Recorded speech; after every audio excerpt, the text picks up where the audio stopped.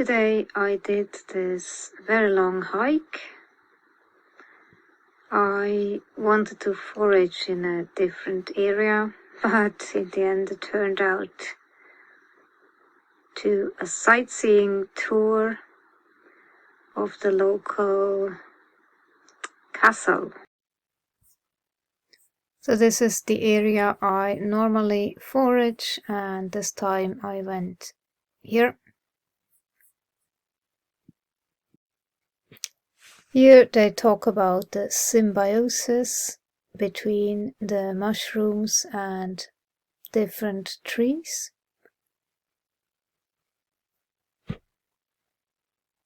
And normally you find mushrooms that are edible with birch trees and all kinds of needle trees. But then, of course, the other trees, they need the symbiosis too. So many inedible mushrooms grow with these kind of trees. And they just mention how important this symbiosis is.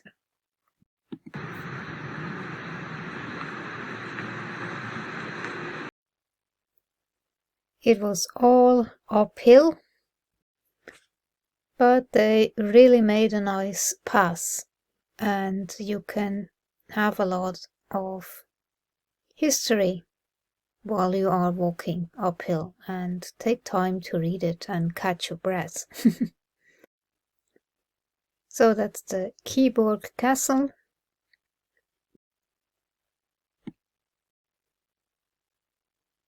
These are wooden cows. It's a nice idea to demonstrate how it would have been, but I assume that here there used to be water before.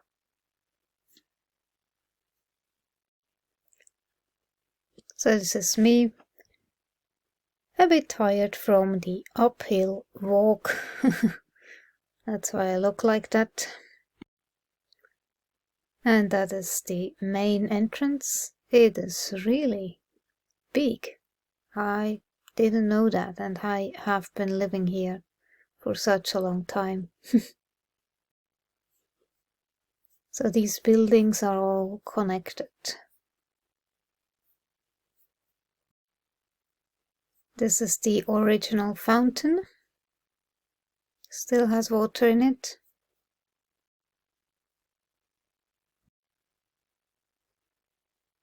This must have been very nice in winter to sit on.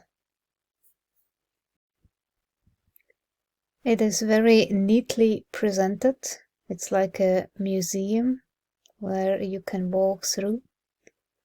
And here they describe how they used to marry in Middle Age. So you could have a priest, but then you could also marry without one.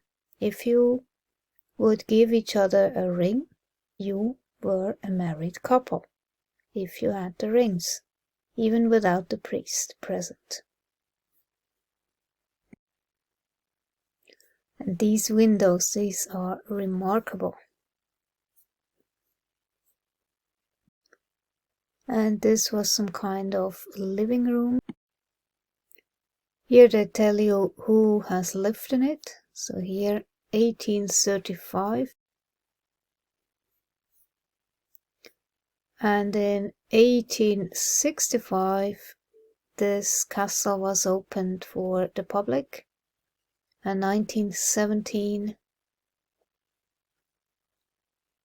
the canton of Zurich has bought this castle for having it as a museum.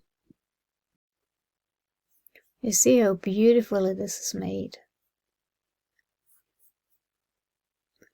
And I was joking, I had some synchronicity today with the word turbo, and well, I was a bit exhausted, and then I bought coffee at the cafeteria,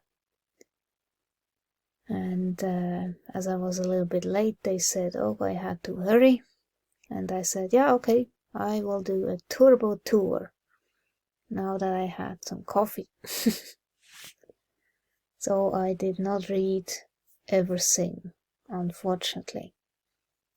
But I took a lot of pictures and it was still a good adventure today. These are some very old books, and what it was used for was gathering information from everywhere in the world, and then they put it in the book. And there was not just one floor, but several. So many stairs. Another very beautiful window.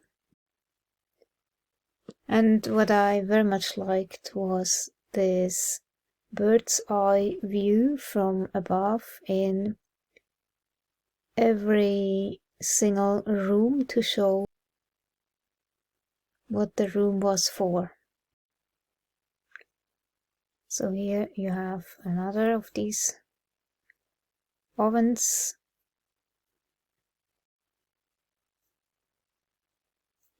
And this is another bird's eye view perspective. And this is how they used to cook, on open fire. You see how black it is? And this is a wooden dog. And then the food was served through this tiny door. So here you see the servants, and this is some meat hanging, and a very nice view. And they had all these benches where you could sit in front of the window.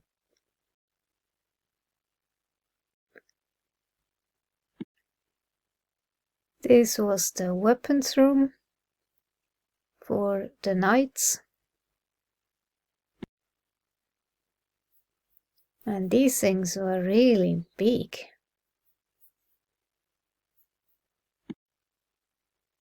That's some type of a long spear. I think those are shields. And this is the whole room. Here you could look through to get an idea of a medieval garden. It used to look a bit different, of course, in Middle Age. This is the long corridor that leads down to the next room. This is a nice set of swords. Very old book. And here they describe how this body was found, and then they did an abduction. And this was in 1784. And they found some tumor in the lungs. And here they show the different types of punishment. Here this person is bound to this post while being beaten by this one. Here this is the same thing. And here this is the death sentence.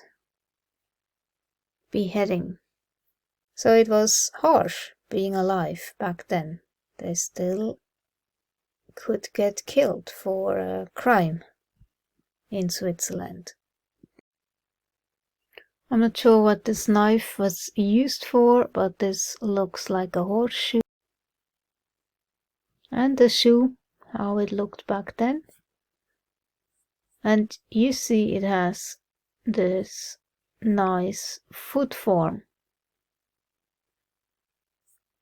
And nowadays they always cut off a piece here.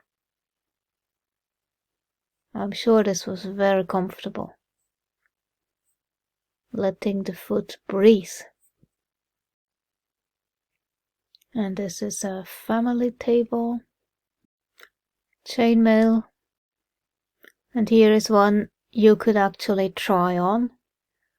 Those things are really heavy. I just lifted it up.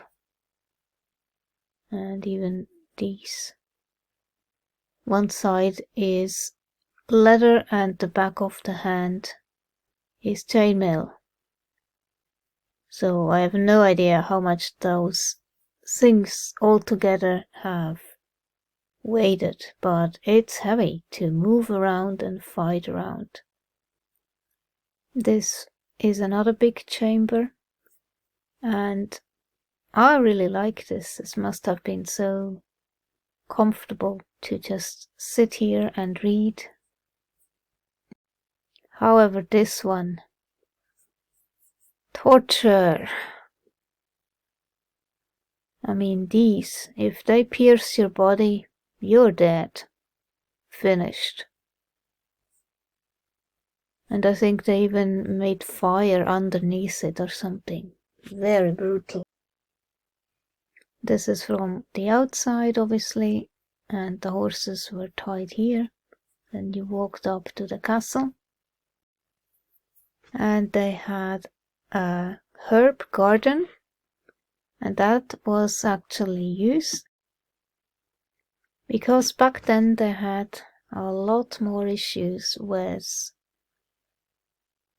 some bugs, and then they used to make essential oil like rosemary, lavender, peppermint, thyme, chamomile, salvia, garlic, vinegar. I don't know the translation of that one.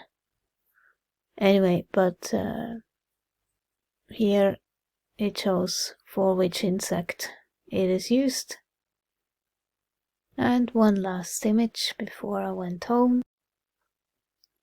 And this is one miniature piece of the whole castle.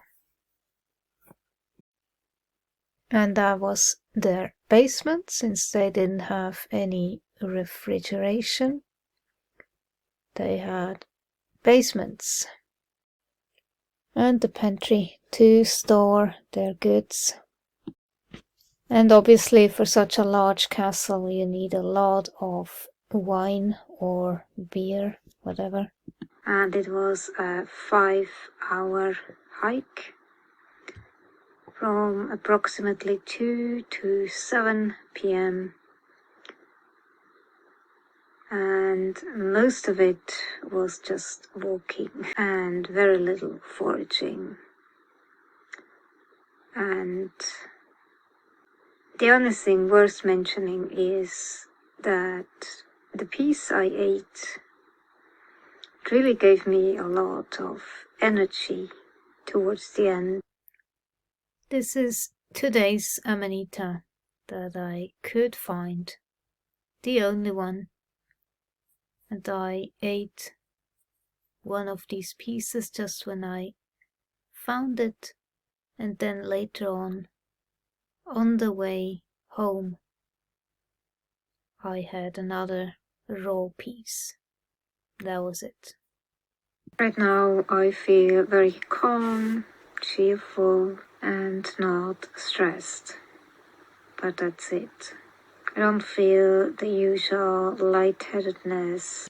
If I would feel any nausea, then I would eat cheese again. But not like this, of course. But this is so cute. So, I have this box. It's actually 4 eggs normally. But I keep the Amanita in it. This is the one I found today. After I took this Amanita, I kind of got a surge of energy, which is very interesting. And I basically ran home. And I felt no fatigue or anything. But apart from that, I don't think these Swiss amanitas I have found here locally are very potent. I'm still not sure about it.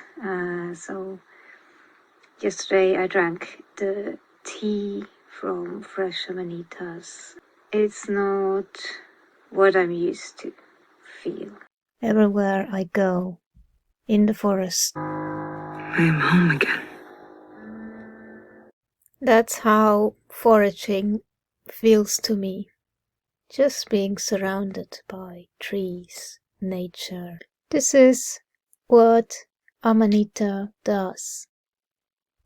I would say this has a very different quality. It has in it a cheerfulness, a lightness, and also helps very much rewilding myself, teaching me not to be afraid. Not to be afraid. Yeah, and I just feel very light, very cheerful, and enthusiastic about things. There is no anxiety, and it's a very nice feeling. And wherever I see something red, maybe let's take a look. Now the time has come to read this book, Rewilding Yourself. Many people these days feel a sense that something is missing from modern day life. They feel a yearning for something that is not met by money, possession, human interactions, or even by religions. Alongside this may be a disenchantment with consumerist culture and concerns about the impact we humans are having on the natural world. For many centuries, earth-based spiritual practices have been persecuted and suppressed all over the world. They have been replaced by materialism, the myth of human supremacy, and with ungrounded religions. We have lost our connection with nature, our spiritual connection with the natural world. We have tamed most of the earth to the extent that little true wilderness is left. We have destroyed indigenous cultures who lived in harmony with the environment for thousands of years. We have domesticated not only the world around us, but ourselves too. In doing so, we have lost our way. We have become uprooted and adrift, and are killing the ecosystem to which we belong. The ancient practice of shamanism cultivates a deep spiritual connection to the earth. It is not a religion. There is no dogma, and no belief is required. Instead, it offers practical methods that can heal our sense of disconnection, and provides a template for living in a healthy relationship with the earth. An adventure of reclaiming, relearning, and rewilding ourselves, studying ancient perception systems and how to live our dreams to become the most amazing, mythical beings we can be in this real world in a real way. People that were claiming their own story, their own legends, were seen as warriors.